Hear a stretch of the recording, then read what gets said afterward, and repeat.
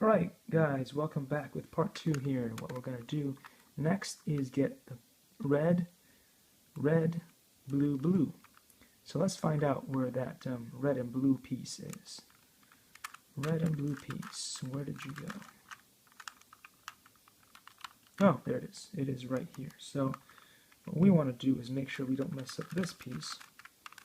And we just turn that all the way around and put it back here. Ooh, I see a problem. Because now this red should be on this side and this blue should be on that side, right? So let's fix that. Let's get that out of the way because we don't want to mess that part up. Put it up here. Bring it across so now it's matching there. And then bring it down. Here we go. Fantastic. So now we solved that, but now we've lost the other bit. In the next video, I'll show you how to bring the other thing back. Likey.